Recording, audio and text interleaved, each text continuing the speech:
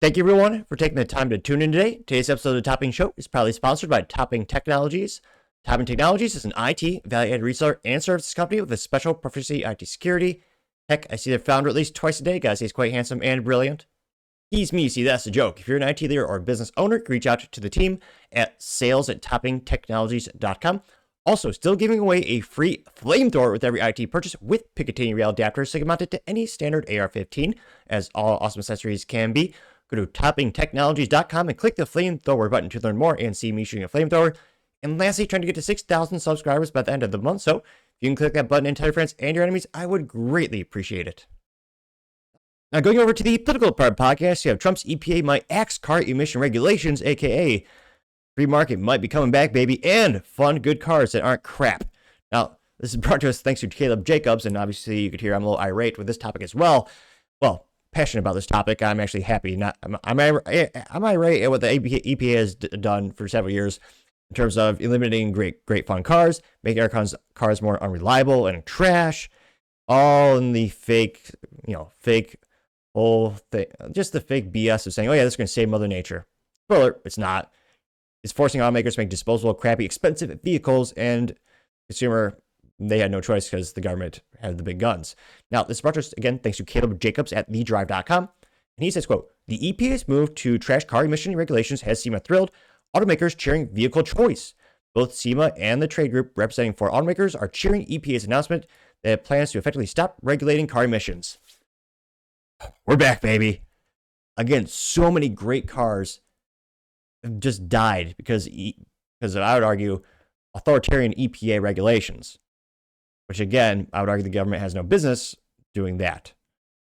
So, especially one of the best examples would be diesel trucks.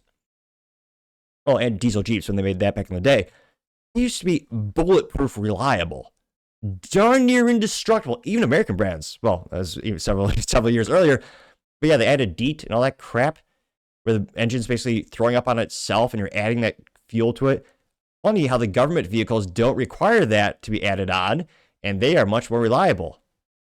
Coincidence? Obviously not. Government gets the good stuff while the peasants get screwed over. Again, that's one of the best examples. Diesel engines used to be very reliable. We're talking 300,000 miles plus, and they would be cheap to own, cheap to maintain. The government took that away because they introduced all this extra crap to bolt onto it, which again made the engine less reliable and turns them into just disposable trash. There's no way I would buy a modern 2025 Chevy Silverado diesel. Well, it's also Chevy, or a Ford diesel. Well, it's also Ford, because they've had 90 recalls this year, and I would not get a Ford truck. But nevertheless, dive into the actual article. And again, this is credited to Caleb Jacobs over at thedrive.com. And he says, quote, the United States Environmental Protection Agency will be effectively canceling its legal authority to limit carbon emissions from automotive industry. EPA Administrator Lee Zeldin said that he is officially planning to a key 2009 declaration that asserted that the greenhouse gas emissions pose a threat to public health and legally authorized the agency to regulate them. Spoiler, no. If finalized, it would erase the set limits on emissions for passenger vehicles and trucks, potentially alter the entire car industry, and mark a huge shift for the aftermarket as well. Which, yes, you get good old V8, V10, V12 engines. Pure manly awesomeness. American muscle will come back with a roar. I've not been this excited for political news in quite some time, partially because politicians have let us down so much through our lifetime. Now, they continue saying, quote, Zeldin teased the news while being interviewed on the Ruthless podcast and later delivering a statement at the Indianapolis truck dealer. He said that it could, quote, amount to the largest deregulation action in the history of the United States. It's hard to argue with that. With this proposal, Trump's EPA is proposing to end 16 years of uncertainty for automakers and American consumers.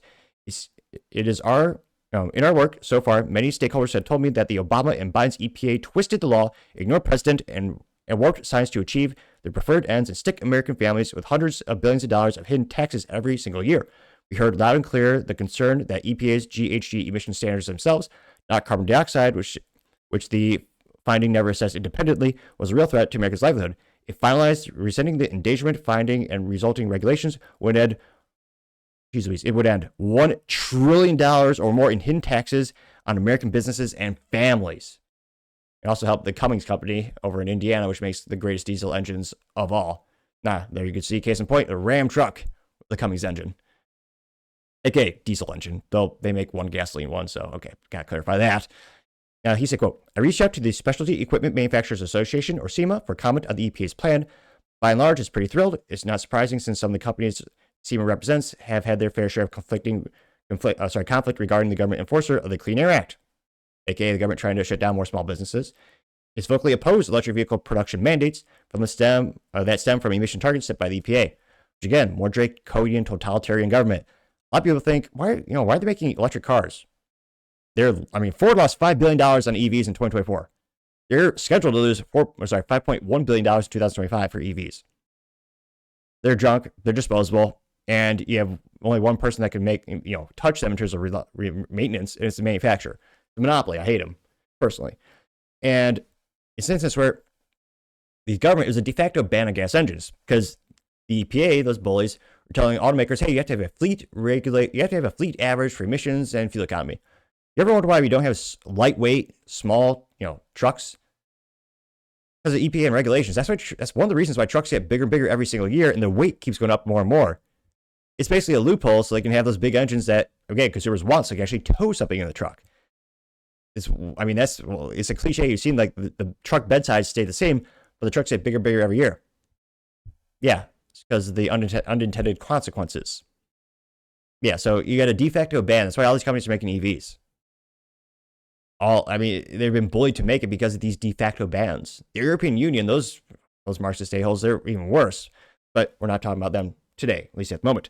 Now, again, they say, quote, for years we witnessed firsthand the damage inflicted by the so-called endangerment findings of 2009, including the brazen use by the EPA under previous administrations and by California, some call it, to mandate the sale of EVs and ban the sale of internal combustion engines.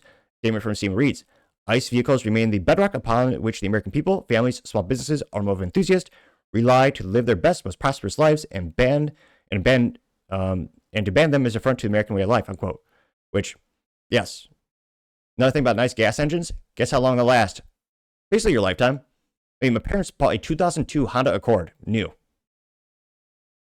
How many years later? Still runs like a champ. No fancy tech, just a straight, 4 cylinders of glory in this Honda.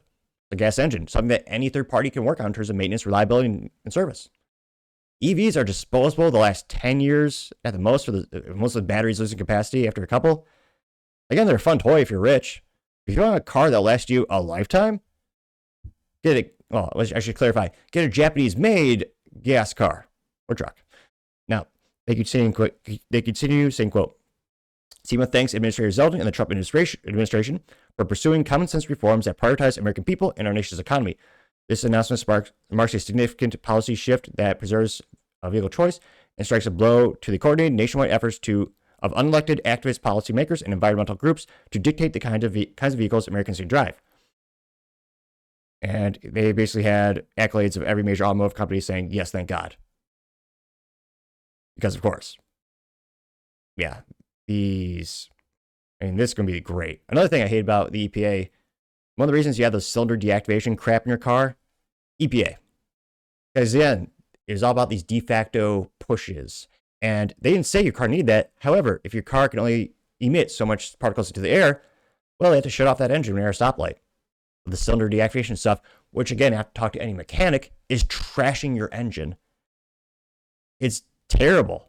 Now, thank God the aftermarket can fix that. Like even the Gen 11 Honda, it blows my mind, even the Honda Civic Si, the Gen 11, they have the cylinder deactivation. So if you don't want to deal with the pain in the ass of pressing that cancel button every time you turn on the car, thankfully you can actually just plug in an aftermarket computer that'll do it for you. But yeah, a lot of the things that make your cars unreliable and trash today is because of the EPA. So thank God this is being passed. Again, I'll be happy once it actually goes through. Hopefully it'll be solidified. But yeah, it's one of the biggest things to happen in the automotive community in decades. It is going to make cars a lot cheaper too, but I would argue more reliable, more attainable for the American families. And I would also argue better for the American manufacturing community and better for the American workers. Again, with EVs, China, just like any tech from computers to laptops to watches, China is the most proficient place in the world when it comes to ripping off technology, aka just copy pasting things. They're doing the same thing with EVs. Look at BYD. Now, the thing is, a lot of tech that they stole from Tesla and other major manufacturers, and you'll never beat China when it comes to a cheap EV, because again, it's basically a smartphone on wheels, disposable as well, like a smartphone. So I think the future for the United States is going to be gasoline, maybe some hybrid. But again, those batteries also depreciate, so after a couple of years, they're heavy trash. But yeah, this is one of the best news I've heard in the political world for a little while. And I really hope this means we get to bring back some big, fun vehicles. And again, there's an age-old philosopher, I forget his name, I don't think it's Confucius, but there's an age-old saying, there is no replacement for displacement. But as always, let me know your thoughts in the comments, because I'd be fascinated to hear what you have to say. Hey. Thank you, everyone, for taking the time to tune in today. Again, try to get to 6,000 subscribers by the end of the month, so click that button. I greatly appreciate it. Also, give me a thumbs up, thumbs down, and a comment. It's a great way to give me some additional feedback, letting me know how I can make the show better and better. Lastly, don't forget to take the time to tell your family, tell your friends, tell your coworkers, heck, tell your enemies, tell anyone, everyone. Just stay safe and fight the good fight.